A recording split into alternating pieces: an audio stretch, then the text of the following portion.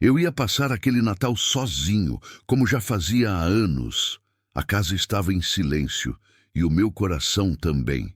Até que no meio da tempestade, alguém bateu no meu portão. Era uma lavradeira, com os filhos nos braços. E tudo o que eu achava que estava morto dentro de mim começou a despertar. Se essa história tocar seu coração, curta e deixe um comentário. Diga também de qual cidade você está assistindo. Eu tinha certeza absoluta de que passaria aquele Natal sozinho. E no fundo, eu queria isso. A solidão já tinha virado abrigo, rotina, castigo e escudo ao mesmo tempo. Tinha virado minha pele.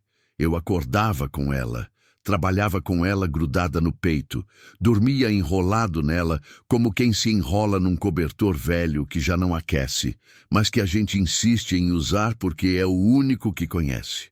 4 anos antes, eu havia perdido minha esposa e meu filho para a febre.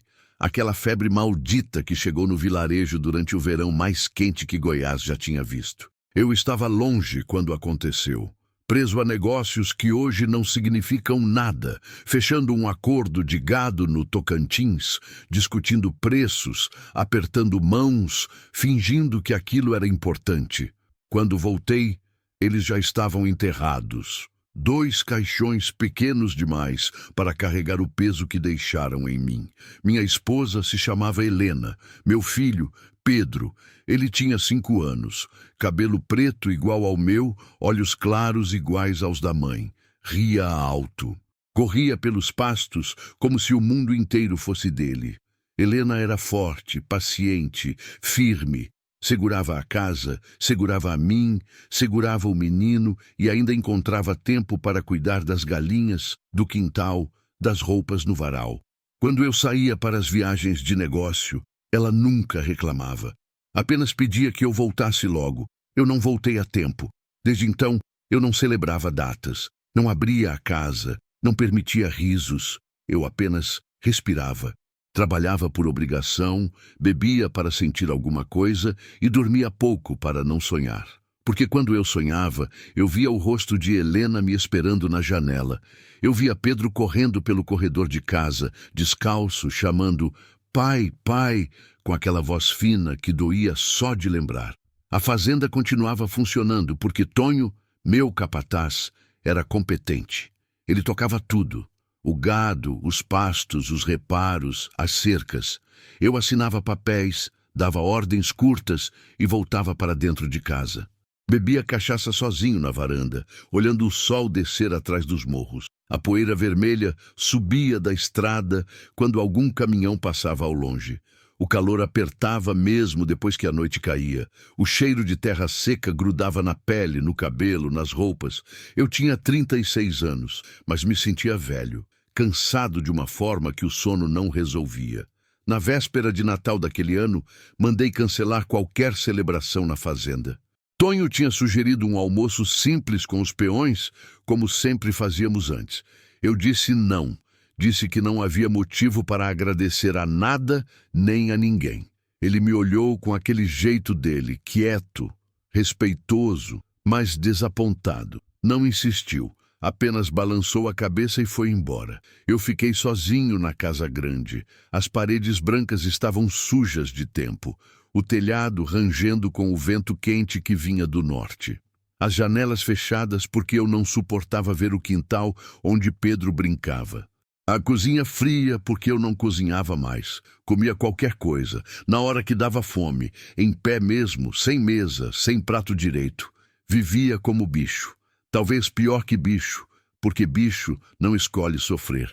A tarde caiu pesada. O céu foi ficando escuro, carregado, com aquelas nuvens gordas e cinzentas que anunciam tempestade forte. O ar ficou abafado, difícil de respirar. As cigarras cantavam alto, nervosas. O gado começou a se juntar debaixo das árvores, inquieto. Eu estava sentado na varanda, com a garrafa de cachaça pela metade, quando os primeiros pingos caíram. Não eram pingos, eram pedras d'água. A chuva desabou de uma vez, violenta, barulhenta, furiosa. O som no telhado de zinco era ensurdecedor. A água escorria pelas calhas entupidas, formava poças no terreiro, transformava a estrada em lama vermelha. Relâmpagos rasgavam o céu, trovões sacudiam o chão. Eu fiquei ali, parado, vendo a tempestade cair como se fosse um castigo mandado direto do céu para lavar a terra suja de pecado. Foi quando ouvi as batidas. No começo, pensei que fosse o vento jogando algo contra o portão. Depois, ouvi de novo. Batidas fortes, desesperadas, ritmadas. Alguém estava lá fora. Alguém queria entrar. Ignorei. Bebi mais um gole. Fechei os olhos. Tentei fingir que não tinha ouvido nada, mas as batidas continuaram. E junto com elas vieram gritos. Choro de crianças. Uma voz feminina implorando por abrigo. Palavras perdidas no meio da chuva, mas que chegavam até mim como facadas. Por favor, abra, pelo amor de Deus. Eu não me mexi. As crianças estão molhadas. Abra, por favor. Senti o peito apertar. A mão tremeu segurando o copo. Eu não queria abrir, não queria problemas, não queria crianças, não queria lembranças, não queria nada que me fizesse sentir de novo. Mas a voz continuava gritando. O choro das crianças perfurava a chuva. Eu sabia que se não abrisse aquele portão, eu seria responsável pelo que acontecesse com eles. Sangue na minha mão. Mais uma culpa para carregar. Levantei devagar, cambaleando um pouco pela bebida. Deixei o copo na mesa. Atravessei o terreiro debaixo da chuva que encharcava tudo. A lama grudava nas botas. O portão de ferro estava trancado. Do outro lado, eu via vultos escuros se mexendo, agarrados uns aos outros. Minha primeira reação foi gritar de volta. Vão embora. Eu não quero ninguém aqui. A voz da mulher veio de novo, mais desesperada ainda. Senhor, por favor, são apenas as crianças. Não temos para onde ir. Eu dou dinheiro. Vão procurar abrigo em outro lugar. Não queremos dinheiro. Só um canto para passar a noite. Pelo amor de Deus, são crianças pequenas. Eu segurei a trave do portão com força. A chuva caía no meu rosto, nos meus olhos, escorria pelo pescoço. Eu estava encharcado, tremendo, apertando os dentes para não ceder. Mas o choro das crianças não parava. E a voz daquela mulher tinha algo que me desarmava. Não era súplica vazia, era desespero verdadeiro. Foi quando Tonho apareceu correndo com uma lona por cima da cabeça. Patrão, pelo amor de Deus, abre esse portão. Não vou abrir. Tem criança lá fora. Não pode deixar gente na chuva assim. Eu não pedi para virem aqui, mas vieram. E agora são problema seu se não ajudar. Ele me olhou nos olhos. Tonho tinha 60 anos, era seco, moreno, com rugas fundas ao redor dos olhos de tanto sol. Tinha trabalhado com meu pai, tinha visto eu crescer, tinha carregado o caixão de Helena e de Pedro, conhecia cada pedaço podre da minha alma. O senhor não é esse homem que está fingindo ser, ele disse baixo. Abre esse portão. Eu segurei a tranca, respirei fundo, senti o nó na garganta subir. Então, contra tudo que eu queria, contra toda a muralha que eu tinha construído ao redor do peito, eu abri. O portão rangeu. A chuva continuava caindo forte. E do outro lado, encharcada até os ossos, com 3 crianças pequenas agarradas ao corpo, estava uma mulher jovem, magra, de olhos fundos e cabelo grudado no rosto. Ela não pediu esmola, não pediu dinheiro, pediu apenas abrigo. E havia dignidade naquela mulher mesmo no desespero. Algo que me desarmou completamente. Tonho foi quem falou primeiro. Entra logo, vamos tirar vocês dessa chuva. Eles entraram. Os 3 pequenos vinham agarrados à saia dela, tremendo de frio, molhados, assustados. A mulher segurava o menor no colo, um menino de uns 2 anos que chorava baixinho. Os outros 2 eram maiores, um menino de uns 7 anos e uma menina de uns 5. A idade que Pedro teria agora. Senti o chão fugir debaixo dos meus pés. Tonho levou eles para a cozinha. Acendeu o lampião, porque a luz tinha caído com a tempestade. Pegou toalhas velhas, cobertores, pôs água para esquentar no fogão a lenha. Eu fiquei parado na porta, pingando água no chão de cimento, olhando aquela cena como se fosse irreal. A mulher tirou as roupas molhadas das crianças, enrolou elas nos cobertores, secou o rosto de cada uma com cuidado, com delicadeza, com amor. As crianças se aconchegaram perto dela, quietas, obedientes, ainda tremendo. Ela olhou para mim. Obrigada, senhor. A gente não vai dar trabalho. Só precisamos de um canto seco até a chuva passar. A voz dela era firme, cansada, mas firme. Não tinha fingimento, não tinha manipulação, apenas gratidão honesta. Eu não respondi. Virei as costas e saí. Voltei para a varanda. Sentei na cadeira. Peguei o copo de cachaça e bebi até o fundo queimar a garganta. A chuva continuava caindo. O mundo continuava escuro. E dentro da minha casa, pela primeira vez em 4 anos, havia crianças. Eu não fazia ideia do preço que aquele gesto cobraria, nem que aquela noite de Natal seria o começo de tudo. Acordei com o cheiro de café. Fazei anos que a cozinha da minha casa não cheirava a café pela manhã. Fiquei deitado na cama, de olhos abertos, tentando entender o que estava acontecendo. O corpo doía da bebida da noite anterior. A cabeça latejava, a boca seca, amarga, mas aquele cheiro continuava vindo, quente, convidativo, real. Me levantei devagar, calcei as botas, sem amarrar. Atravessei o corredor até a cozinha e parei na porta. Ela estava lá, a mulher, de costas para mim, mexendo algo no fogão a lenha. Tinha amarrado o cabelo num coque simples. Usava a mesma roupa da noite anterior, já seca, mas ainda amassada. Os pés descalços no chão frio. As crianças dormiam amontoadas num colchão velho que Tonho devia ter arrumado, ali mesmo na cozinha, perto do calor do fogo. Ela se virou quando me ouviu e deu um passo atrás, assustada. Desculpa, senhor.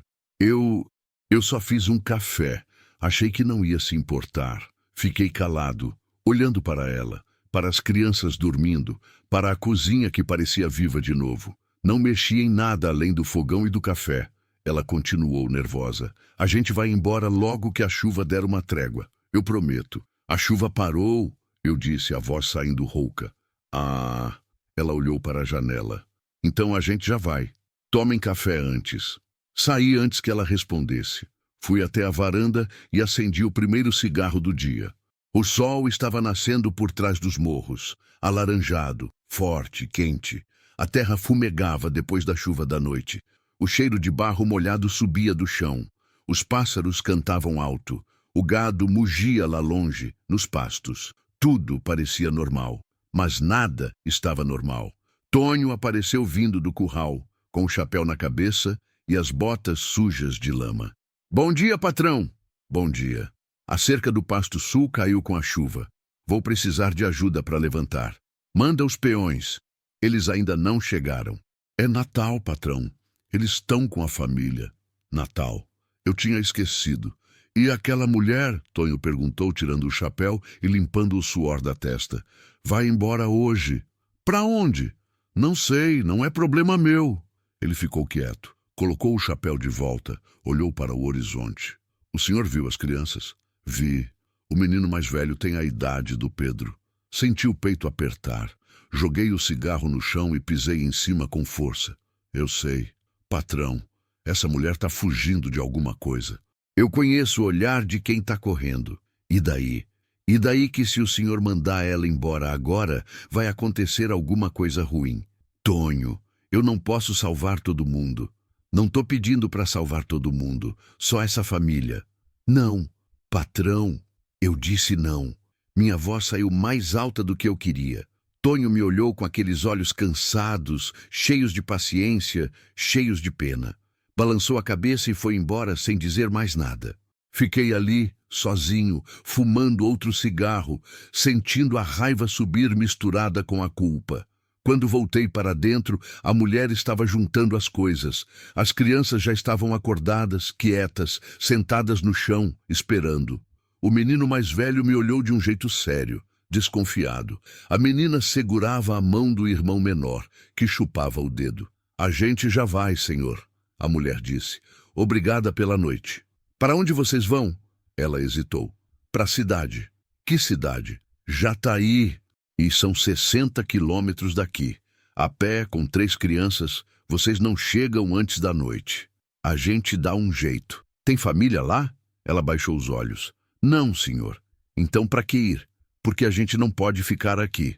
Eu não mandei vocês embora. Ela me olhou, surpresa. Mas o senhor disse... Eu disse que a chuva parou. Não disse para irem embora. As palavras saíram da minha boca antes que eu pudesse pensar direito.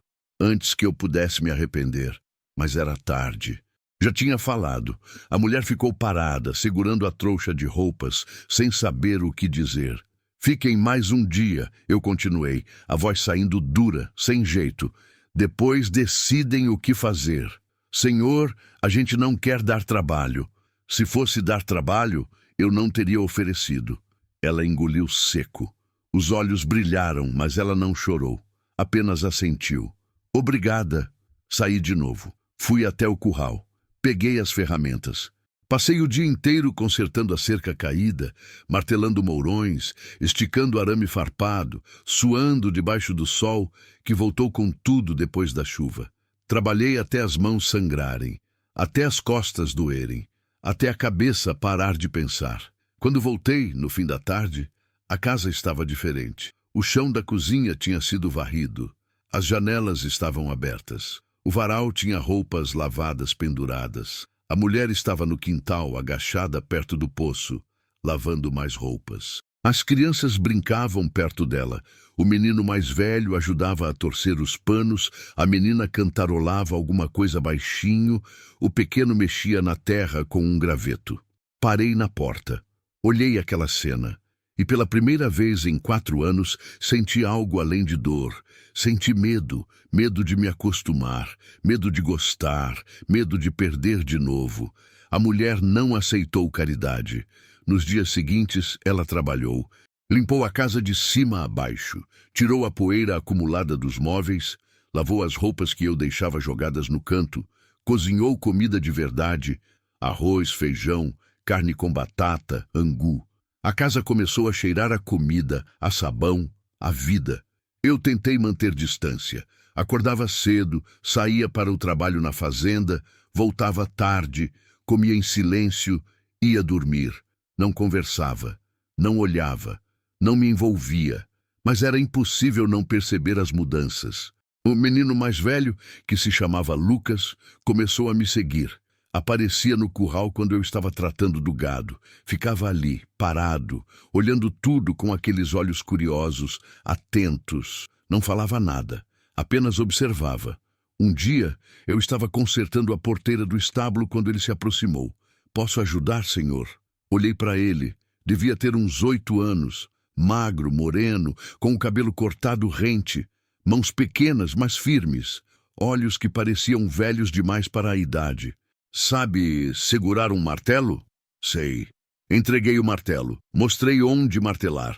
Ele fez direitinho, certinho, sem reclamar do peso, sem desistir. Trabalhamos juntos até a porteira ficar boa. Quando terminamos, ele me devolveu o martelo e ficou ali, esperando. "Obrigado", eu disse. "De nada, senhor." Ele sorriu. Um sorriso pequeno, tímido, mas verdadeiro. E eu senti o peito apertar de novo. A menina, que se chamava Ana, era diferente. Quieta, delicada, sempre grudada na mãe.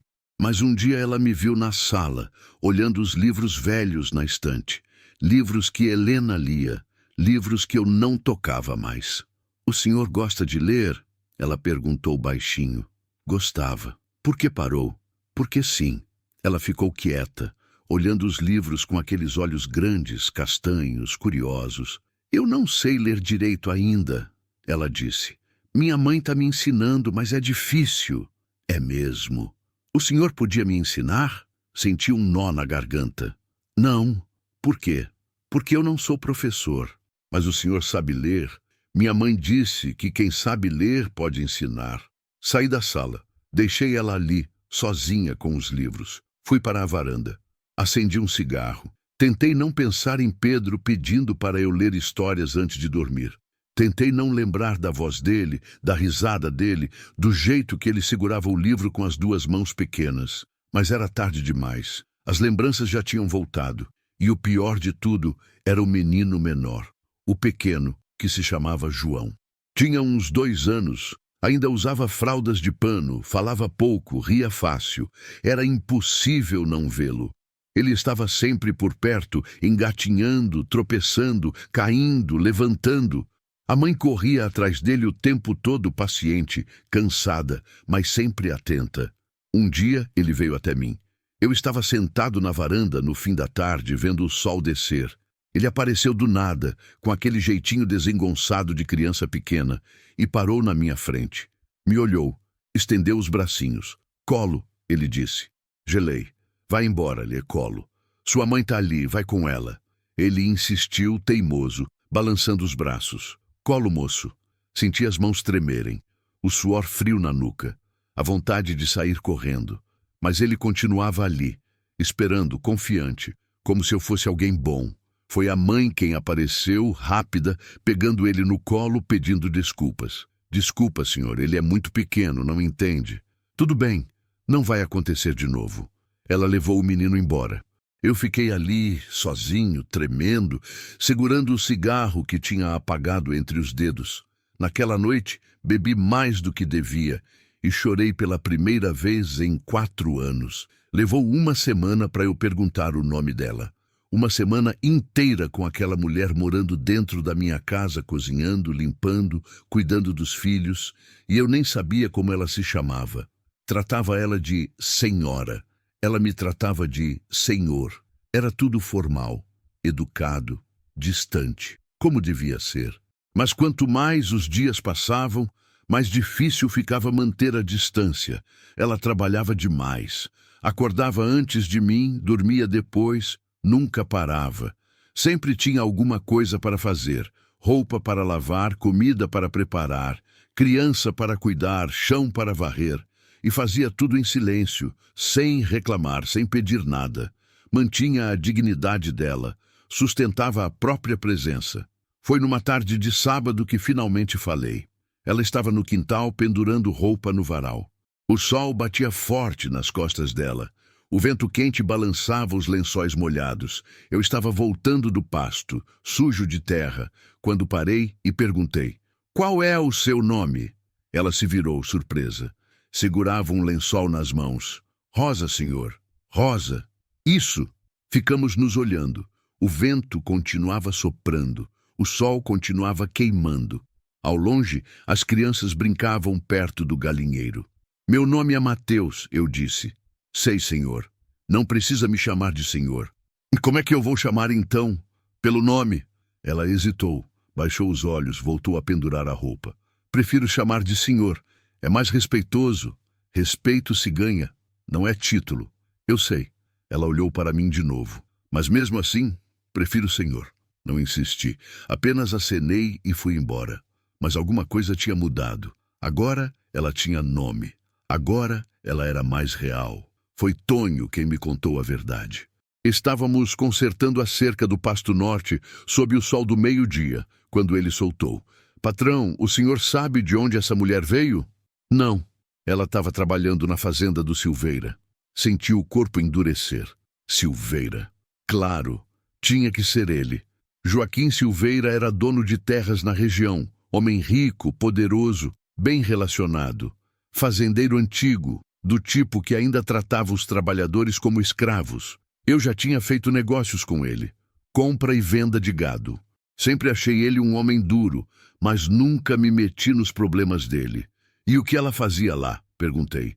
"Trabalhava na cozinha, cozinheira, lavadeira, essas coisas." "E por que saiu?" Tonho parou de martelar. Olhou em volta, como se alguém pudesse estar ouvindo. Baixou a voz. "Porque ela denunciou ele." "Denunciou como?" "Para o sindicato, para o Ministério do Trabalho, para quem quis ouvir. Disse que o Silveira estava explorando os trabalhadores, pagando menos do que devia, fazendo gente trabalhar sem registro, criança trabalhando no eito, coisa feia, patrão." Senti o suor frio na nuca. E aí o Silveira descobriu. Expulsou ela da fazenda. Expulsou as crianças também. Mandou espalhar que ela era mentirosa, safada, que tinha roubado. Ninguém na região quer dar emprego para ela agora. Ninguém quer se meter contra o Silveira. Por que você não me contou isso antes? Por que o senhor não perguntou? Tonho. Patrão, o senhor sabe o que isso significa, né? Se o Silveira descobrir que ela está aqui, vai ter problema. Que tipo de problema? O tipo que envolve dinheiro, influência e gente armada. Fiquei calado. Martelei o mourão com força. Uma vez, duas, três, tentando processar aquilo tudo. Ela te contou isso? Perguntei. Não, ela não fala nada. Mas eu perguntei para os peões que trabalham nas fazendas ao redor. Todo mundo sabe. Até porque ela veio justamente para cá, porque aqui foi o único lugar que abriu o portão. Naquela noite, esperei ela colocar as crianças para dormir. Quando ela saiu da cozinha, eu estava esperando na sala. Rosa. Ela parou, virou devagar. Sim, senhor. Precisamos conversar. Vi o medo passar pelos olhos dela. Rápido, mas claro. Sobre o quê? Sobre o Silveira. Ela ficou pálida. As mãos apertaram a barra da saia. Quem te contou? Não importa. É verdade. Ela ficou quieta por um tempo longo, depois assentiu. É, por que você não me contou? Porque se eu contasse, o senhor ia mandar a gente embora. E você acha que eu não vou mandar agora? Ela me olhou nos olhos. Tinha medo ali, mas também tinha coragem. Vai! Respirei fundo. Passei a mão no rosto. Senti o peso daquela decisão cair em cima de mim como uma pedra. Senta. Ela sentou na beirada da cadeira, tensa, as costas retas, as mãos no colo. Me conta tudo, eu disse. Desde o começo. E ela contou. Contou que tinha trabalhado 3 anos na fazenda do Silveira, que no começo era bom, mas que com o tempo foi piorando, que os pagamentos atrasavam, que as condições eram ruins, que tinha gente trabalhando sem carteira, sem direito, sem nada, que ela tinha visto criança de 10, 12 anos trabalhando no sol quente, carregando peso, sem escola, sem infância. Eu tentei ficar quieta, ela disse, a voz tremendo.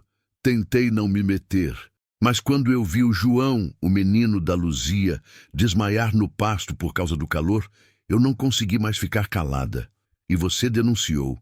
Denunciei, fui até a cidade, procurei o sindicato, contei tudo. Eles disseram que iam investigar. E investigaram? Não sei, porque antes de qualquer coisa acontecer, o Silveira descobriu que tinha sido eu. Me chamou no escritório, disse que eu era uma traidora. Disse que eu tinha mordido a mão que me alimentava. Me deu 2 horas para juntar minhas coisas e sumir. E as crianças? Ele disse que não queria saber. Disse que o problema era meu. Ela limpou uma lágrima que escorreu. Respirou fundo. Continuou. Eu não tinha para onde ir. Meus pais morreram faz tempo. Não tenho irmãos. O pai das crianças me largou quando o João nasceu. Eu só tinha aquele emprego, aquela casa. E de repente não tinha mais nada. E você veio para cá. A gente andou 3 dias. Passamos por várias fazendas. Pedi ajuda, pedi trabalho, pedi qualquer coisa. Todo mundo fechou a porta, porque todo mundo tem medo do Silveira. Até que chegaram aqui. Até que chegamos aqui. E o senhor abriu. Ficamos em silêncio. O lampião tremulava na mesa. Lá fora, os grilos cantavam. O vento batia nas janelas. Rosa, eu disse, a voz saindo pesada. Você sabe o que significa ter você aqui? Sei. Significa que eu vou ter problemas com o Silveira. Eu sei. Significa que eu posso perder negócios, perder alianças, ser isolado. Eu sei, senhor. Por isso, se o senhor quiser que a gente vá embora, a gente vai. Sem reclamar. Olhei para ela. Para aquela mulher magra, cansada, assustada, mas firme. Para aquela mulher que tinha escolhido fazer o certo mesmo sabendo o preço. Para aquela mulher que tinha 3 filhos para proteger e nenhum lugar seguro no mundo. E eu pensei em Helena. Helena que sempre me dizia, Mateus, o que define um homem não é o que ele tem, mas o que ele faz quando pode escolher.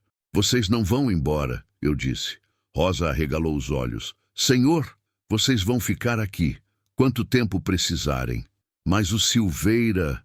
Eu me viro com o Silveira. Senhor, eu não quero trazer problema. Tarde demais. Problema já está aqui. Agora é lidar com ele. Ela começou a chorar. Não o choro desesperado de antes, mas o choro de quem finalmente pode descansar, de quem finalmente está seguro. Obrigada, ela sussurrou. Obrigada, Senhor. Obrigada. Para de me agradecer. E vai dormir. Amanhã a gente pensa no que fazer. Ela se levantou, limpou o rosto, assentiu e foi embora. Eu fiquei ali, sozinho na sala, olhando para o lampião. E pela primeira vez em 4 anos, eu tinha medo de verdade. Medo de proteger. Medo de amar de novo. Medo de perder tudo outra vez. Mas tinha algo pior do que o medo. A vergonha de voltar a ser o homem que fechava os olhos. O primeiro aviso chegou 3 dias depois. Eu estava no curral, marcando bezerros para a venda, quando vi a caminhonete levantar poeira na estrada. Era uma Hilux branca, nova, reluzente mesmo com a terra vermelha grudada nos pneus. Conheci o carro antes de ver quem estava dentro. Era do Silveira, mas não era ele quem vinha dirigindo, era o Zé Ferreira, o capataz dele. Homem alto, largo, com cara de quem não sorri faz tempo, braços grossos, mãos grandes, olhar duro, sempre andava armado, todo mundo sabia. Ele estacionou perto do curral, desceu devagar, ajeitou o chapéu, caminhou até onde eu estava. Mateus, Zé, posso falar com você? Tá falando. Ele olhou para os lados. Tonho estava ali perto, arrumando as cordas. Os outros peões trabalhavam no canto do curral. Zé Ferreira baixou a voz. É melhor conversarmos em particular. Aqui tá bom. Ele sorriu, mas era um sorriso sem graça, perigoso. Como quiser. Ele cruzou os braços. O Silveira mandou um recado. Manda ele vir pessoalmente da próxima vez. Ele é homem ocupado, mas a mensagem é simples. Você está abrigando uma mulher que pertence a ele. Senti o sangue subir. Ninguém pertence a ninguém. Você me entendeu. Ela trabalhava para ele. Deve para ele. E agora está aqui, na sua fazenda, comendo da sua comida, dormindo no seu teto. E daí? E daí que o Silveira quer ela de volta? Ela não vai voltar. Zé Ferreira deu um passo à frente. Ficamos cara a cara. Eu podia sentir o cheiro de suor e couro dele. Mateus, não faça isso ficar feio. Devolve a mulher, fique em paz. Ninguém precisa sair perdendo. Eu não vou devolver ninguém, ela está aqui porque quer. E vai ficar enquanto quiser. Você sabe quem é o Silveira? Sei. Sabe o que ele pode fazer? Imagino. Então você é burro ou suicida? Dei um passo à frente também. Agora estávamos quase colados. Pode dizer para o seu patrão que se ele quiser conversar comigo, ele sabe onde me encontrar. Mas a Rosa e as crianças não saem daqui. Zé Ferreira ficou me olhando. Os olhos pequenos, duros, calculistas. Depois balançou a cabeça devagar. Você vai se arrepender, Mateus. Já me arrependi de muita coisa na vida, mas uma não vai fazer diferença. Ele cuspiu no chão, virou as costas, voltou para a caminhonete, ligou o motor e saiu levantando poeira vermelha que ficou suspensa no ar por muito tempo depois que ele sumiu. Tonho se aproximou, preocupado. Patrão, isso vai dar ruim. Eu sei. O Silveira não brinca. Ele tem gente, tem dinheiro, tem influência. Eu sei, Tonho. E o senhor tem o quê? Olhei para ele, depois olhei para a casa. Rosa estava na janela da cozinha, observando de longe, com as mãos apertadas no peito. Eu tenho o que é certo, eu disse. Tonho suspirou. Tomara que seja suficiente. Os dias seguintes foram tensos. Eu esperava o Silveira aparecer. Esperava mais ameaças. Esperava violência. Mas nada aconteceu. Só o silêncio pesado. Aquele tipo de silêncio que vem antes da tempestade. Rosa ficou mais quieta. Via o medo nos olhos dela. Via a culpa também. Uma noite ela me procurou. Senhor, eu acho melhor a gente ir embora. Não, mas o Silveira... Eu lido com o Silveira. Você fica quieta. Eu não quero que nada aconteça com o senhor por causa da gente. Já está acontecendo. E eu escolhi isso. Por quê? A pergunta ficou no ar. Eu não sabia responder. Ou sabia, mas não conseguia colocar em palavras. Porque é o certo, eu disse por fim. Desde quando fazer o certo é suficiente? Desde nunca. Mas é tudo que a gente tem. Ela ficou me olhando. Depois assentiu, baixou os olhos e foi embora. A segunda ameaça veio de forma diferente. Eu tinha ido até a cidade comprar ração e arame. Quando voltei, Tonho me chamou no canto, nervoso. Patrão, passou gente aqui. Quem? Não sei.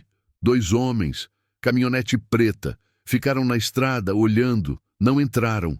Só ficaram ali, parados por uns 20 minutos. Fizeram alguma coisa? Não. Mas assustaram a Rosa.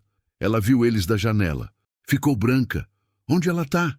Trancada no quarto com as crianças. Fui até lá. Bati na porta. Rosa, sou eu. Silêncio.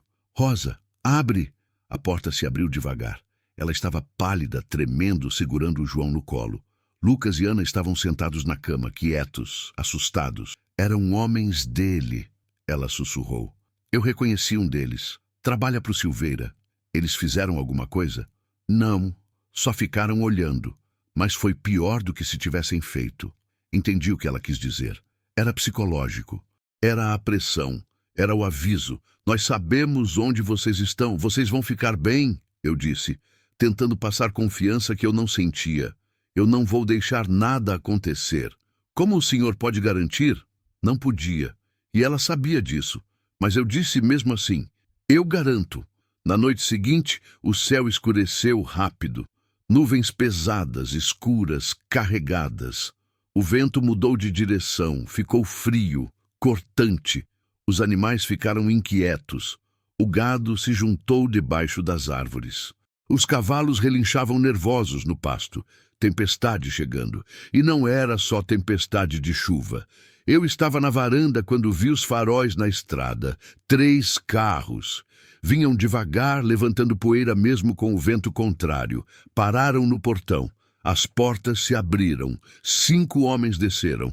E no meio deles, Joaquim Silveira. Ele era um homem grande, forte, de uns 60 anos. Cabelo grisalho, bigode aparado, roupa cara mesmo sendo roupa de fazendeiro. Tinha aquele jeito de quem está acostumado a ser obedecido. A voz grossa, o olhar autoritário, a postura de quem nasceu mandando. Atravessou o portão sem pedir licença. Os homens vieram atrás, em formação, como soldados, todos armados. Revólveres na cintura, um deles com uma espingarda na mão. Tonho apareceu do lado da casa, tenso. Eu fiz um sinal para ele ficar onde estava. Silveira parou no meio do terreiro. Olhou para a casa, olhou para mim. Mateus, Silveira, precisamos conversar. Então conversa. Ele sorriu. Era um sorriso frio. Você está abrigando propriedade minha. Gente, não é propriedade. Aquela mulher trabalhou para mim, comeu do meu pão, dormiu na minha terra, e quando eu mais precisei de lealdade, ela me traiu. Ela denunciou exploração. Não é traição, é coragem. Coragem? Ele riu alto. Você chama de coragem morder a mão que te alimenta? Eu chamo de coragem denunciar injustiça. Injustiça. Ele cuspiu a palavra. Você não sabe de nada, Mateus. Você não sabe como é difícil manter uma fazenda funcionando. Pagar salários, dar emprego, sustentar famílias, sustentar explorando. Ele deu um passo à frente. Os homens se aproximaram também. Senti a tensão no ar, densa, perigosa. Cuidado com as palavras, Mateus. Ou o quê? Você vai me ameaçar? Já está ameaçando. Eu não vim ameaçar. Vim buscar o que é meu. Ela não é sua. As crianças também não? Gelei. O que você disse? Você ouviu. 3 crianças. Um menino grande, uma menina, um bebê. Bonitinhos. Seria uma pena se algo acontecesse com eles. O sangue subiu. Senti a raiva explodir dentro do peito. Dei um passo à frente, os punhos cerrados. Se você encostar um dedo naquelas crianças... Você faz o quê, Mateus? Me bate, me mata. Você e quantos? Ele abriu os braços mostrando os homens armados ao redor. Você está sozinho. Eu tenho exército. Você não tem chance. Talvez... Mas se você machucar aquelas crianças, eu juro por Deus que eu vou atrás de você. Nem que seja a última coisa que eu faça.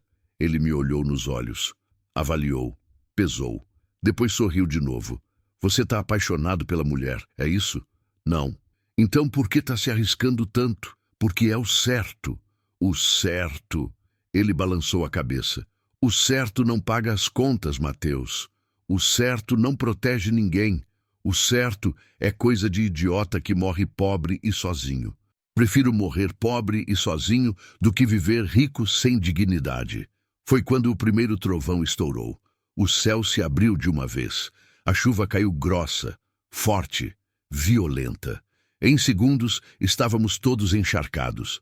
O vento arrancava folhas das árvores. O chão virou lama. Silveira olhou para o céu, depois olhou para mim. Você tem 3 dias, Mateus. 3 dias para devolver aquela mulher. Se não devolver, eu venho buscar. E quando eu vier, não vai ser para conversar. Eu não vou entregar ela. Então você é mais burro do que eu pensei. Ele fez um sinal. Os homens voltaram para os carros. Entraram, ligaram os motores, saíram devagar, as rodas patinando na lama, os faróis cortando a chuva. Fiquei ali, sozinho no meio do terreiro, encharcado até os ossos, tremendo de raiva e de medo. Tonho se aproximou. Patrão, agora a coisa ficou séria. Sempre foi séria. O que a gente faz? Olhei para a casa. Rosa estava na janela, segurando as crianças, olhando para mim com medo nos olhos. A gente protege eles, eu disse. Custe o que custar. A tempestade continuou caindo a noite toda. E junto com ela caiu também qualquer ilusão de que aquilo terminaria bem. Não dormi naquela noite. Fiquei sentado na varanda com a espingarda do meu pai no colo, olhando para a escuridão lá fora. A chuva tinha parado perto da madrugada, mas o céu continuava carregado, pesado, ameaçador. O silêncio era pior que a tempestade. Cada barulho me fazia pular. Um galho quebrando, um animal se mexendo, o vento batendo na porta do galpão. Eu esperava eles voltarem. Esperava tiros. Esperava fogo. Esperava o pior, mas nada aconteceu. Tonho apareceu no raiar do dia, com 2 xícaras de café na mão. Sentou do meu lado, sem falar nada. Me entregou uma xícara. Bebemos em silêncio, vendo o sol nascer vermelho por trás das nuvens. O senhor precisa dormir, ele disse por fim. Não consigo. Então pelo menos come alguma coisa. Não tenho fome, ele suspirou. Colocou a xícara vazia no chão. Patrão, posso te fazer uma pergunta? Faz. Por que o senhor está fazendo isso? Olhei para ele. Tonho tinha olhos cansados, honestos, olhos de quem tinha visto muita coisa na vida.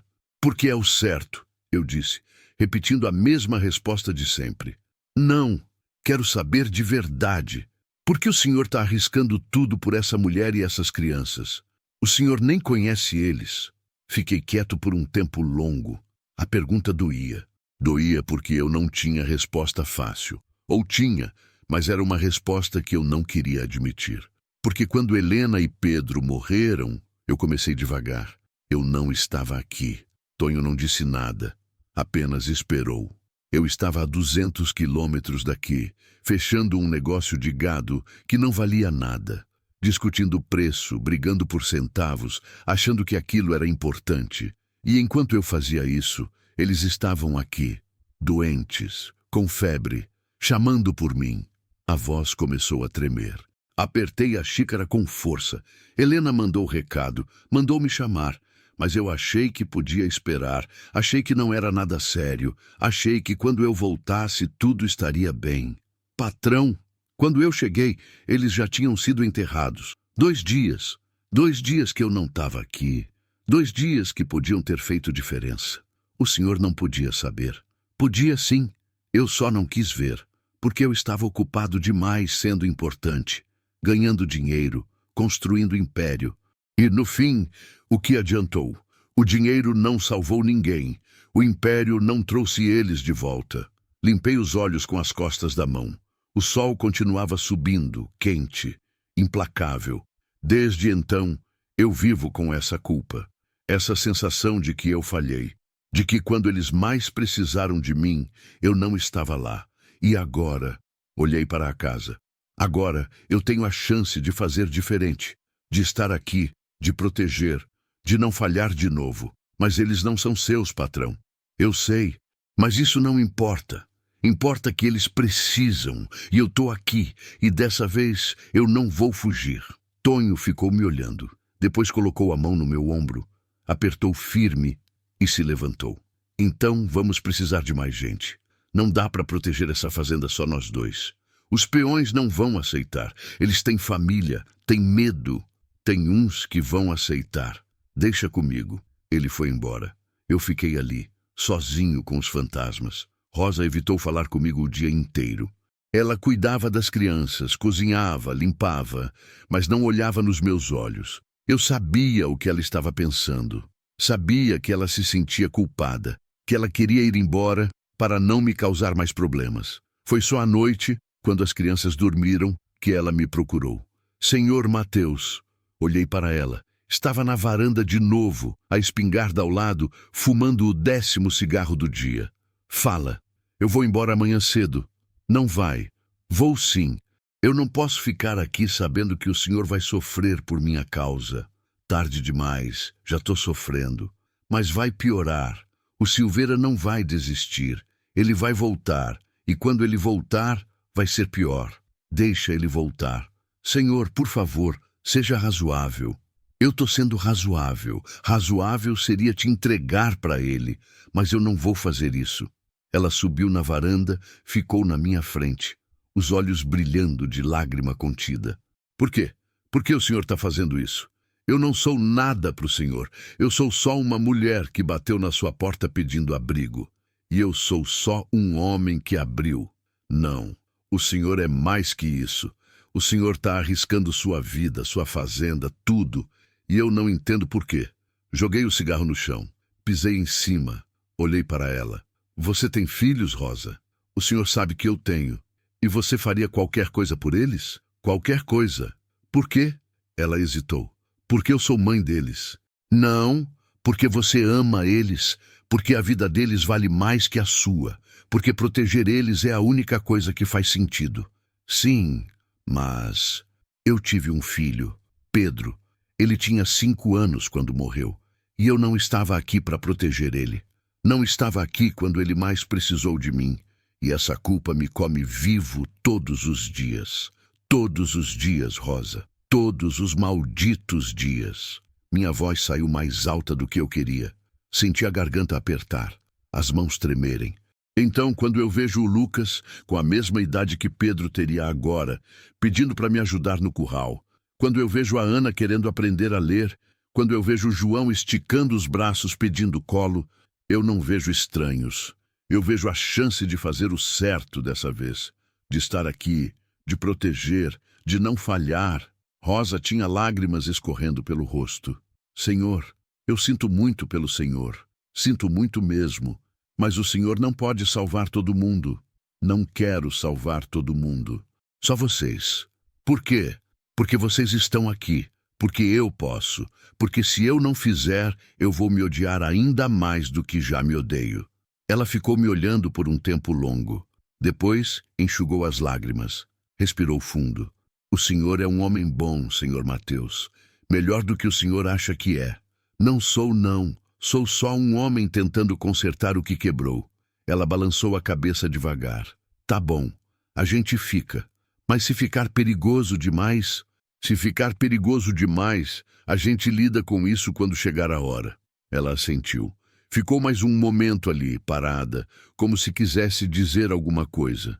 Depois, apenas sussurrou, boa noite, e voltou para dentro. Eu fiquei sozinho de novo, olhando para as estrelas que começavam a aparecer entre as nuvens, pensando em Helena, em Pedro, em todas as escolhas erradas que eu tinha feito. Em todas as pessoas que eu tinha decepcionado, e pela primeira vez em 4 anos, eu rezei. Não sabia mais rezar direito, tinha esquecido as palavras, mas rezei mesmo assim. Pedi proteção, pedi coragem, pedi perdão, pedi uma segunda chance de ser o homem que eu deveria ter sido desde o começo. Os 3 dias passaram rápido demais. Tonho conseguiu trazer 2 peões para ajudar. O Zeca e o Dinho, homens de confiança, velhos conhecidos, que toparam ficar armados na fazenda. Não por dinheiro, por respeito. Seu pai foi bom comigo, o Zeca disse. Ajudou minha família quando a gente não tinha nada. Eu não vou deixar o filho dele sozinho agora.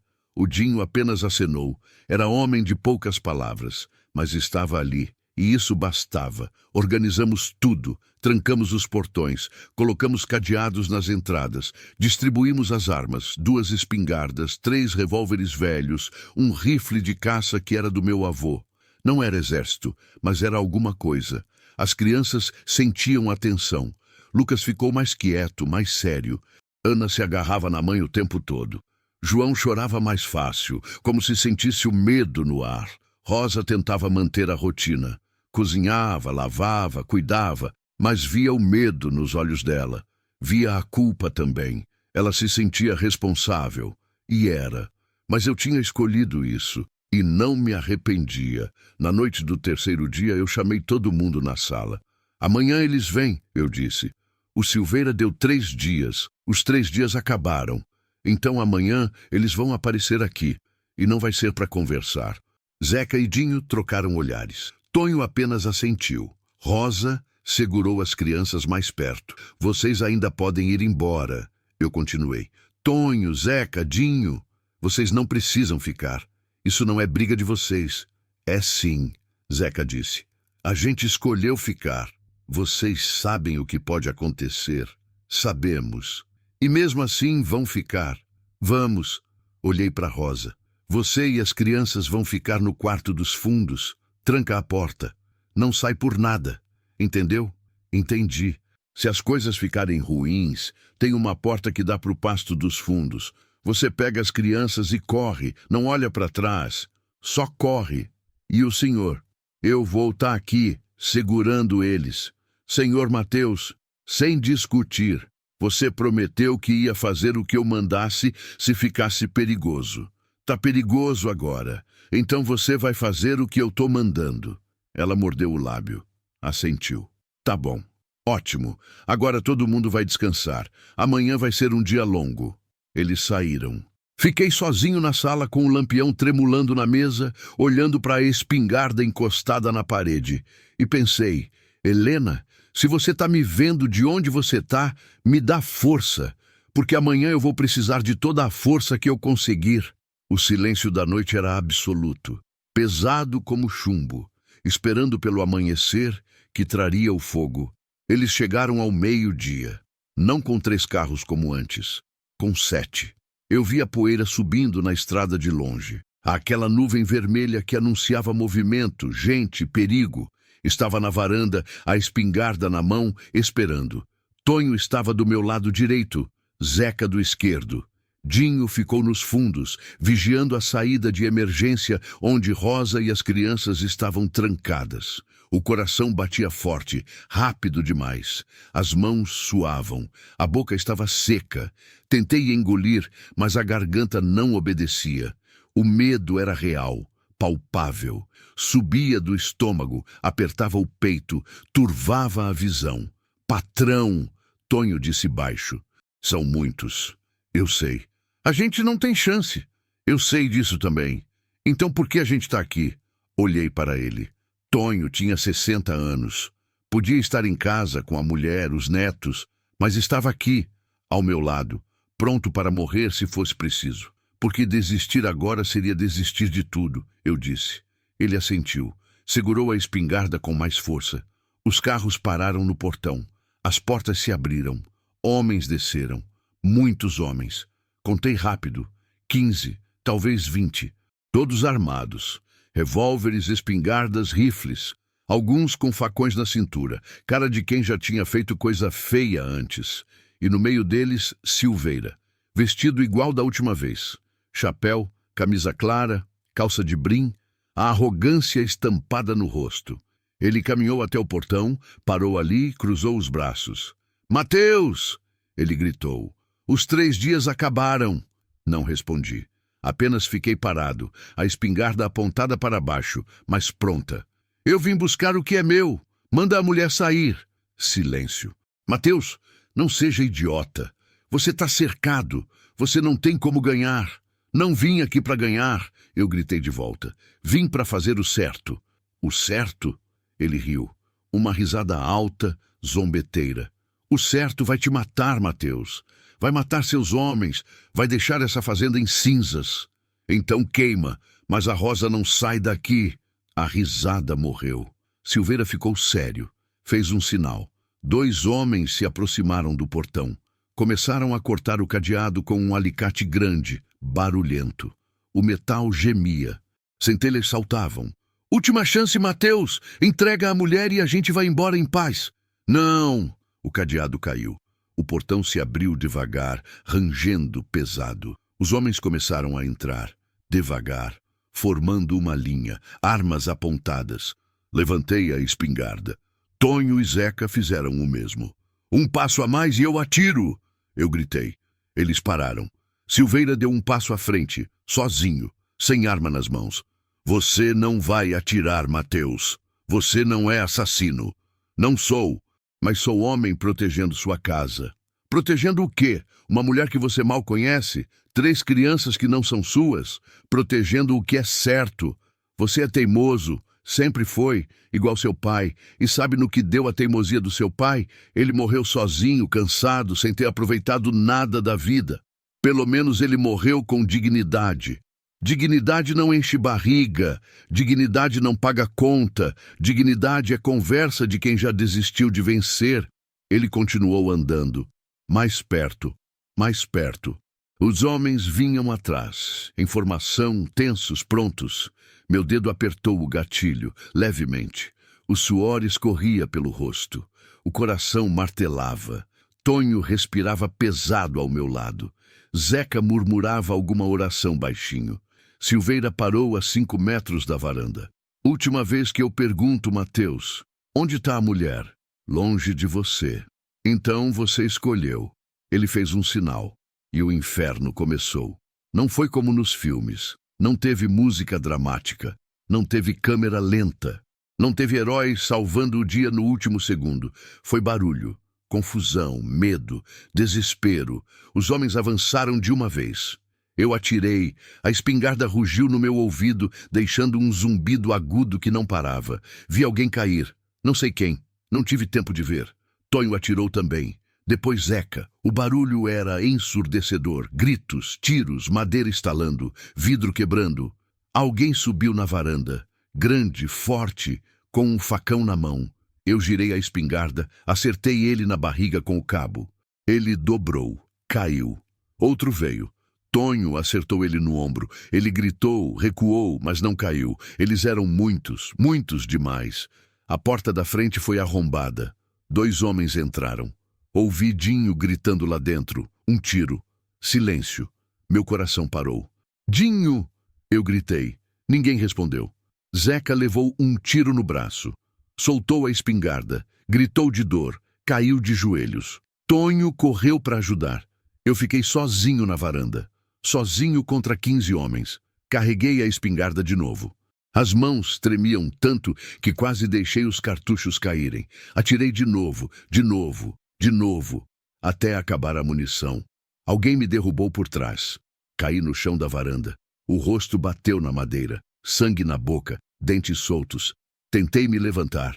Uma bota pisou nas minhas costas. Forte, pesada. Fica quieto, filho da puta. Virei o rosto. Vi Silveira subindo na varanda, calmo, como se nada tivesse acontecido. Ele se agachou perto de mim. Eu avisei Mateus, avisei que ia dar nisso. Cuspi sangue no chão. Vai se fuder. Ele sorriu, levantou, fez um sinal. Achem a mulher. Eles reviraram a casa toda, quebraram móveis, arrancaram portas, gritavam, procuravam, destruíam tudo. Eu ainda estava no chão, com 2 homens me segurando, um de cada lado. Tonho estava ao lado, também preso. Zeca gemia de dor, segurando o braço ferido. Não tem ninguém aqui, um dos homens gritou lá de dentro.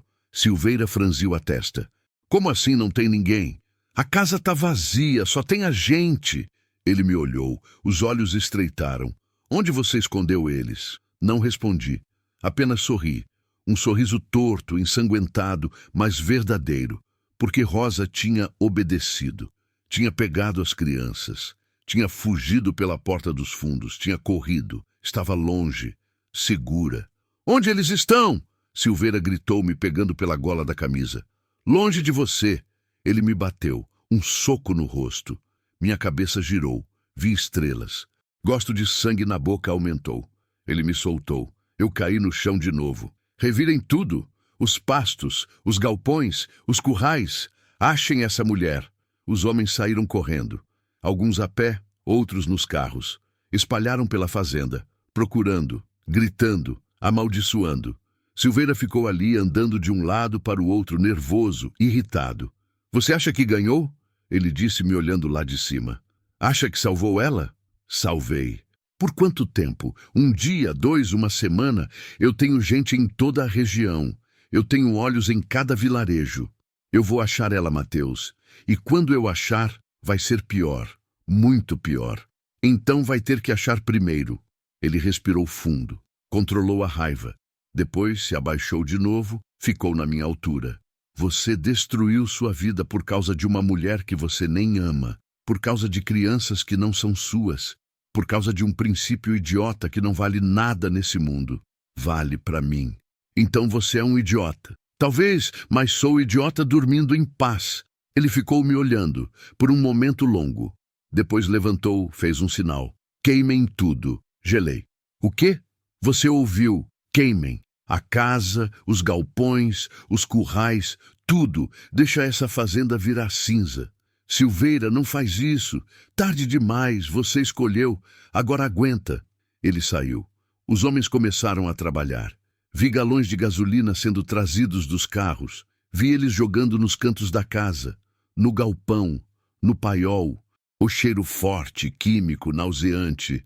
Patrão, Tonho sussurrou ao meu lado. A gente vai morrer aqui. Não vamos. Ele não vai nos matar, só quer nos assustar. E se você tiver errado? Não respondi, porque eu não sabia, porque talvez Tonho estivesse certo. Talvez a gente fosse morrer ali mesmo. Vi o primeiro fósforo sendo riscado, a chama pequena, laranja, dançando no ar. Vi ele sendo jogado. O fogo pegou de uma vez. Alto, rápido, violento. A casa começou a queimar. O calor veio forte, imediato. Fumaça preta subindo, chamas lambendo as paredes, o crepitar da madeira ardendo. O cheiro de tinta queimada, de tecido virando cinza, de tudo que eu tinha virando nada. Eles nos soltaram. Silveira montou no carro. Próxima vez que você quiser brincar de herói, Mateus, lembra desse dia. Os carros partiram, levantando poeira, levando a risada de Silveira, levando a humilhação. Fiquei ali, de joelhos no chão, vendo tudo queimar. A casa onde Helena tinha vivido. O quarto onde Pedro tinha dormido. As paredes que guardavam memórias. Tudo virando fumaça. Cinza, nada. Tonho tentou apagar o fogo. Zeca também, mesmo ferido. Mas era inútil. O fogo era grande demais. Forte demais. Rápido demais. Em 2 horas não sobrou nada. Apenas destroços fumegantes, madeira carbonizada, pedaços de vida queimados. E eu, sentado no meio das cinzas, sozinho, derrotado, pensando, valeu a pena? Não sabia a resposta. Ainda não. Enterramos o Dinho ao pôr do sol. Encontramos ele nos fundos da casa, caído perto da porta por onde Rosa tinha fugido com as crianças. Tinha levado 2 tiros, um no peito, um na barriga. Morreu protegendo a saída. Morreu cumprindo o combinado. Não tínhamos caixão. Não tínhamos padre. Não tínhamos nada além de pás velhas e terra vermelha. Cavamos uma cova debaixo do ipê no quintal. Enrolamos ele num lençol que sobrou do fogo. Colocamos ele lá embaixo. Cobrimos com terra. Tonho rezou. Palavras simples, honestas, de homem que conhece a morte e a respeita. Zeca chorou, mesmo com o braço enfaixado, mesmo com a dor. Eu fiquei quieto, olhando para aquele monte de terra fresca, pensando em tudo que tinha custado. Uma vida, uma fazenda, uma casa cheia de memórias, tudo queimado, tudo perdido. Por quê? Por uma mulher e 3 crianças que eu mal conhecia, por um princípio, por uma ideia de certo e errado que talvez não significasse nada no fim. Patrão, Tonho disse quando terminamos. A gente precisa ir atrás deles. De quem? da Rosa e das crianças. Eles estão sozinhos no mato, de noite, sem nada. Eles estão escondidos. É mais seguro assim. Patrão, tem onça nesses pastos, tem cobra, tem buraco, tem rio. E o Lucas é só uma criança. A Rosa está sozinha com 3 pequenos. Eles não vão aguentar muito tempo. Ele tinha razão, eu sabia disso. Mas estava cansado demais para me mexer. Doía tudo. O corpo, a cabeça, a alma. Queria apenas deitar e sumir. Fechar os olhos e acordar em outro lugar. Outra vida, outro tempo.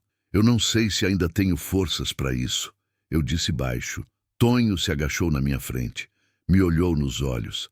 Aqueles olhos cansados, mas firmes. O senhor tem. Eu conheço o senhor desde que o senhor nasceu. Vi o senhor crescer, vi o senhor casar, vi o senhor perder tudo. E sei que lá no fundo o senhor ainda é o mesmo homem que seu pai criou. Um homem que não desiste. Meu pai morreu sozinho e cansado. Você mesmo disse isso. Eu disse que o Silveira disse isso, mas não é verdade. Seu pai morreu respeitado, morreu sabendo que fez o certo, e é isso que importa. Importa para quem? Pro morto. Importa para quem fica. Importa para mim, pro Zeca, pro Dinho que morreu ali. E importa para aquela mulher e aquelas crianças que estão esperando o Senhor ir buscar eles. Fechei os olhos, respirei fundo, senti o cheiro de cinza no ar. O cheiro de tudo que eu tinha perdido. E pensei em Pedro, em como ele me olhava quando eu saía para trabalhar. Aqueles olhos confiantes, aquela certeza de que o pai sempre voltaria. Mas eu não voltei, não há tempo. E agora, Rosa e as crianças estavam lá fora, sozinhos, esperando, confiando que eu ia aparecer. Eu podia desistir. Podia deixar eles irem, podia voltar para o que sobrou da minha vida e tentar reconstruir alguma coisa. Ou podia me levantar, podia ir atrás deles, podia terminar o que comecei. Abri os olhos, olhei para Tonho. Você sabe onde eles podem estar? Ele sorriu, um sorriso pequeno, mas verdadeiro. Sei, tem uma casinha velha no Pasto Sul, antiga casa de peão. Ninguém usa faz anos. Se a Rosa for esperta, tá lá. Então vamos. A noite estava fechada quando saímos. Sem lua, sem estrelas. Só a escuridão pesada do campo, densa, sufocante. Levamos lanternas fracas, com pilhas velhas que ameaçavam apagar a qualquer momento. Tonho ia na frente. Conhecia o caminho de olhos fechados. Eu vinha atrás, tropeçando em raízes, desviando de buracos, forçando o corpo que não queria mais andar. Zeca tinha ficado para trás, vigiando o que sobrou da fazenda. Disse que, mesmo ferido, ainda dava para segurar uma espingarda. Disse que a gente precisava de alguém lá caso o Silveira voltasse. Andamos por mais de 1 hora. O mato ficou mais fechado. Galhos arranhavam o rosto. Espinhos rasgavam a roupa. Os sons da noite eram altos demais. Grilos, sapos, corujas, bichos se mexendo na mata. Cada barulho me fazia pular. Cada sombra parecia uma ameaça. Tá perto, Tonho disse. Quanto? Uns 15 minutos. Continuamos. O cansaço pesava nas pernas. A sede apertava a garganta, mas não podia parar. Não agora. Foi quando ouvi o choro. Baixinho, distante, mas inconfundível. Choro de criança. Ouviu isso? Eu perguntei. Ouvi. Aceleramos o passo. O choro ficou mais alto, mais claro.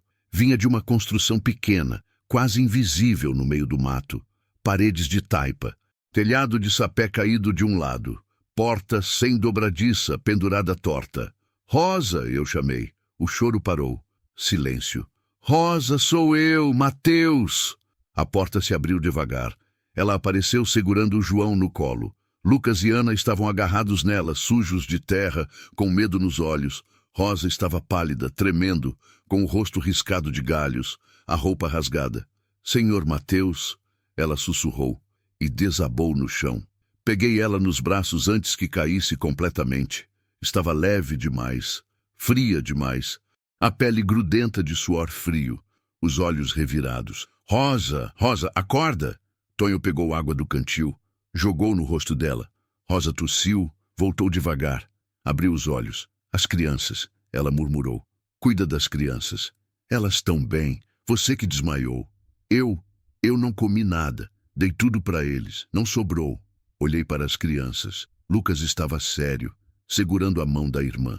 Ana tinha lágrimas nos olhos. João chorava baixinho, chamando pela mãe.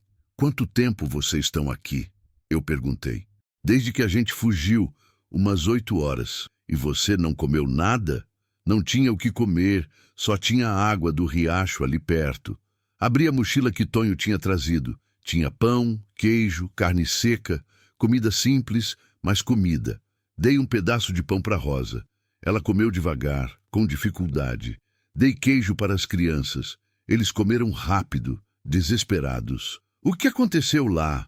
Rosa perguntou, a voz fraca. A gente ouviu tiros, muito tiro. E depois, fumaça. Muita fumaça preta. Fiquei quieto. Não sabia como contar. Eles queimaram tudo, eu disse por fim. A casa, os galpões, tudo. Ela arregalou os olhos. Tudo, tudo. Meu Deus. E os homens? O Tonho, o Zeca, o Dinho. Tonho baixou a cabeça. O Dinho morreu. Rosa levou a mão na boca, abafando um soluço. Não, não, por favor, não. Ele morreu protegendo a saída, protegendo vocês. Ela começou a chorar. Não aquele choro contido de antes, mas o choro de quem não aguenta mais, de quem carrega culpa demais, de quem viu muita gente sofrer por sua causa. Eu não devia ter vindo para cá, ela soluçou. Eu não devia ter arrastado vocês para isso. O Dinho morreu, a fazenda foi destruída, tudo por minha culpa. Não foi sua culpa, eu disse firme. Foi sim, se eu não tivesse batido naquela porta. Se você não tivesse batido naquela porta, você e suas crianças estariam mortas. Ou pior, você fez o que tinha que fazer, sobreviveu, protegeu eles, e eu fiz o que tinha que fazer também. Protegi vocês. Mas o preço foi alto demais. E daí?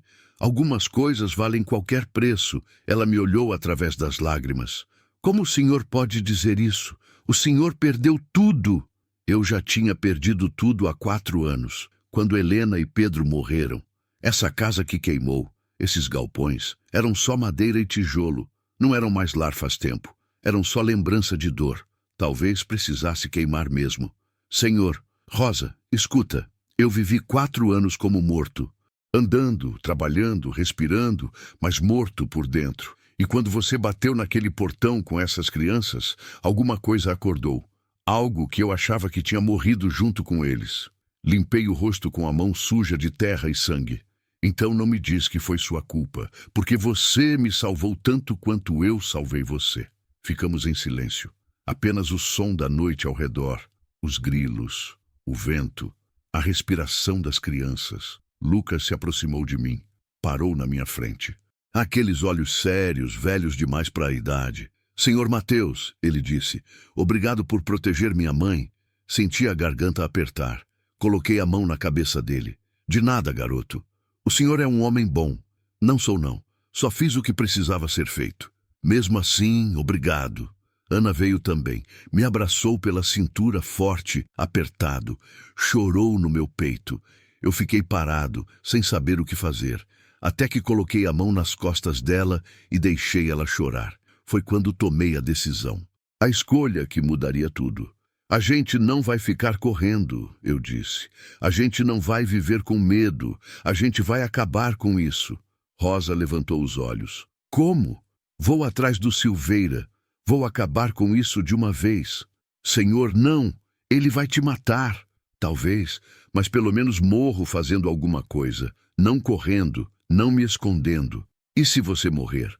O que acontece com a gente? Tonho vai cuidar de vocês. Tem dinheiro guardado no banco. Tem papéis da fazenda. Vocês vão ficar bem. Eu não quero dinheiro. Eu quero que o senhor fique vivo. Olhei para ela. Para aquela mulher que tinha perdido tudo. Para aquelas crianças que mereciam paz. Para a chance de fazer diferente dessa vez. Eu vou ficar vivo, eu disse. Mas só se eu acabar com isso agora. Senão a gente vai viver correndo pro resto da vida. E eu não quero isso para vocês. Rosa ficou me olhando. As lágrimas escorriam, mas ela assentiu. Então toma cuidado. Por favor, vou tomar. Olhei para Tonho. Você fica com eles, protege. Se eu não voltar em 2 dias, você vai voltar. Se eu não voltar, pega eles e leva para a cidade, para o Ministério Público, conta tudo, entrega as provas contra o Silveira, acaba com ele do jeito certo. Patrão, promete. Ele suspirou, assentiu. Prometo. Me levantei, ajeitei a roupa, peguei a espingarda, olhei para aquela casinha velha no meio do nada, para aquela família que não era minha, mas que virou minha do mesmo jeito, e saí na escuridão. Rumo ao último confronto. A fazenda do Silveira ficava a 12 quilômetros da minha. Fui a pé, pela estrada de terra, sozinho, com a espingarda nas costas e uma vontade no peito que era maior que o medo. Não era coragem. Coragem é quando você não tem medo. Aquilo era outra coisa. Era a certeza de que se eu não fizesse isso agora, eu nunca mais conseguiria olhar no espelho. O sol estava nascendo quando cheguei. Vermelho, sangrento, enorme. O céu tinha aquela cor de fogo que vem antes do calor apertar. A fazenda era grande, bem cuidada, com cercas novas, galpões pintados, casa principal enorme. Dinheiro, poder, tudo construído em cima de suor e sangue de gente pobre. Havia homens no portão, 2, armados. Me viram de longe, levantaram as armas. Fica aí! Um deles gritou. Parei, levantei as mãos, a espingarda pendurada nas costas, visível. Vim falar com o Silveira. O patrão não quer falar com você, mas eu quero falar com ele. Pode avisar. Eles trocaram olhares. Um ficou de guarda. O outro foi até a casa. Demorou uns 5 minutos. Voltou. Ele mandou você entrar, mas sem arma. Tirei a espingarda. Deixei no chão. Levantei a camisa, mostrando que não tinha revólver escondido. Eles me revistaram mesmo assim. Depois abriram o portão. Atravessei o terreiro. Passando por peões que trabalhavam cedo, por cavalos no curral, por um mundo que funcionava perfeitamente enquanto o meu tinha virado cinza. Senti raiva, senti inveja, mas principalmente senti determinação.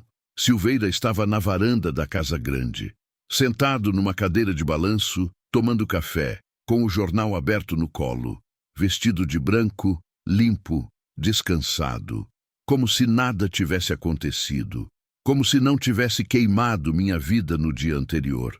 Mateus, ele disse sem levantar os olhos do jornal, não esperava te ver tão cedo. Achei que ia levar uns dias para juntar coragem de aparecer aqui. Não vim aqui por coragem, vim por necessidade. Necessidade de quê? Morrer? Necessidade de acabar com isso. Ele fechou o jornal, colocou na mesa ao lado, pegou a xícara de café, tomou um gole, olhou para mim. Você tá com uma cara terrível. Parece que passou a noite no mato. Passei. Encontrou a mulher? Encontrei. E mesmo assim veio aqui ao invés de continuar correndo? Cansei de correr. Ele sorriu, aquele sorriso frio, calculista. Então você veio se entregar? Vim propor um acordo. Acordo? Ele riu. Mateus, você não tem nada para negociar. Eu queimei sua fazenda, matei seu homem, destruí sua vida. O que você pode me oferecer? Silêncio. A risada morreu. Ele me olhou mais sério. Explica. Eu sei que você está explorando os trabalhadores. Sei que tem criança trabalhando sem registro. Sei que você falsifica documentos. Sei de tudo que a Rosa denunciou. E tenho provas. Ele inclinou a cabeça. Que provas? Fotos, documentos, testemunhas. Tudo guardado num lugar seguro. Se acontecer alguma coisa comigo, ou com a Rosa, ou com qualquer uma daquelas crianças, tudo vai para o Ministério Público, para o jornal, para a Polícia Federal, e você vai se afundar. Mentira, eu não tinha nada, mas ele não sabia disso. Vi a dúvida passar pelos olhos dele, rápida, mas clara. Você tá blefando. Estou? Quer arriscar descobrir? Ficamos nos olhando. O silêncio pesava. Um galo cantou lá longe. O vento bateu nas árvores. O tempo parou. O que você quer? Ele perguntou por fim. Que você deixe a Rosa em paz. Que você não encoste nela nem nas crianças nunca mais. Que você esqueça que eles existem. E em troca, eu não entrego as provas. Você continua a sua vida. Eu reconstruo a minha. Todo mundo sai vivo. Ele ficou pensando. Pegou a xícara, tomou outro gole, colocou de volta na mesa. E se eu simplesmente mandar te matar agora? As provas continuam existindo e vão aparecer. Tonho sabe onde estão e ele tem ordens claras do que fazer se eu não voltar.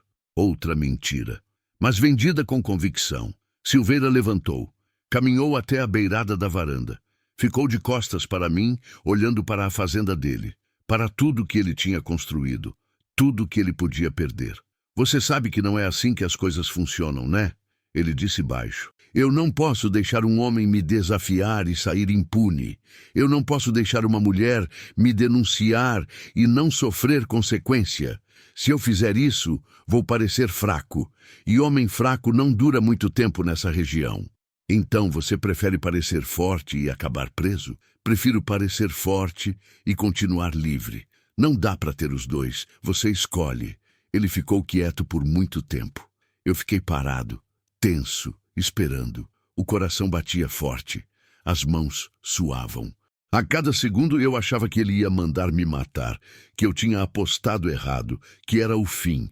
Mas então ele virou. Tá bom, você venceu. Não acreditei. O quê? Você venceu. Eu deixo a mulher e as crianças em paz. Não vou atrás deles. Não vou fazer mais nada. Mas você some da minha frente. Vende sua terra. Vai embora. Não quero mais ver sua cara por aqui. Eu não vou vender minha terra. Então não vende. Mas fica longe de mim. E guarda essas provas bem guardadas. Porque se um dia eu descobrir que você estava blefando... Ele chegou perto, ficou a centímetros do meu rosto. Eu volto. E da próxima vez não queimo só a casa. Queimo tudo que você ama. Segurei o olhar dele. Não recuei. Entendido. Ótimo. Agora sai da minha propriedade antes que eu mude de ideia. Virei as costas. Comecei a andar. Atravessei o terreiro de novo. Peguei a espingarda no portão. Saí pela estrada. Só quando estava longe, fora da vista, é que parei. Dobrei. Vomitei. As pernas tremiam. O corpo todo tremia. O alívio veio tão forte que quase me derrubou. Tinha funcionado. O blefe tinha funcionado.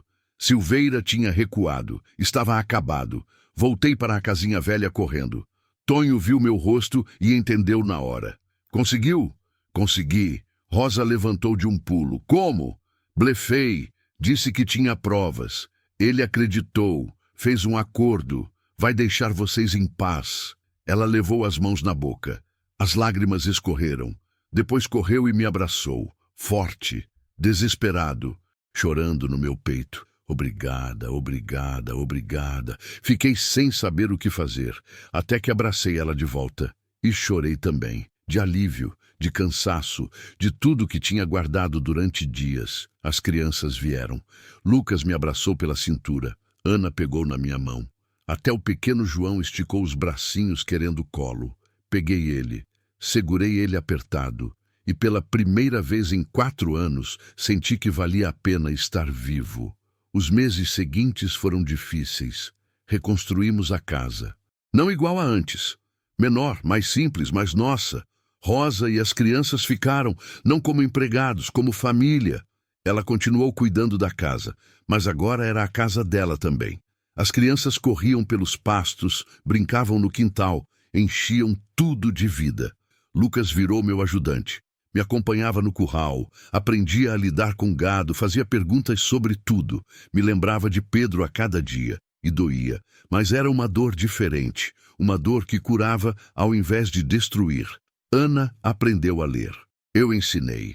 Sentávamos na varanda toda tarde, com os livros velhos que sobreviveram ao fogo, e ela lia em voz alta, devagar no começo, tropeçando nas palavras, mas todo dia melhor, toda semana mais confiante. João me chamava de tio Mateus. Subia no meu colo toda hora. Pedia para eu contar história antes de dormir. Ria alto quando eu fazia voz engraçada. Me fazia lembrar que vida é feita de pequenos momentos simples. Rosa e eu nunca viramos um casal. Não dessa forma romântica que as histórias contam, mas viramos parceiros, amigos, família.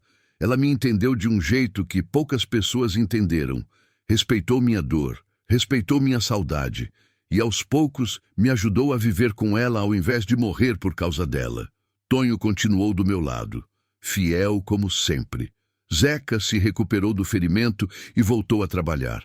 Contratamos gente nova. A fazenda voltou a funcionar. Não como antes, melhor, porque agora tinha propósito. Silveira cumpriu o acordo. Nunca mais apareceu. Nunca mais mandou ninguém.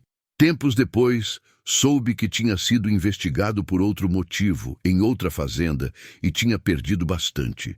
Não fiquei feliz com o sofrimento dele, apenas aliviado de que não era mais problema meu. Hoje, quase um ano depois daquela noite de Natal, eu acordo cedo como sempre. Mas não acordo sozinho no silêncio pesado.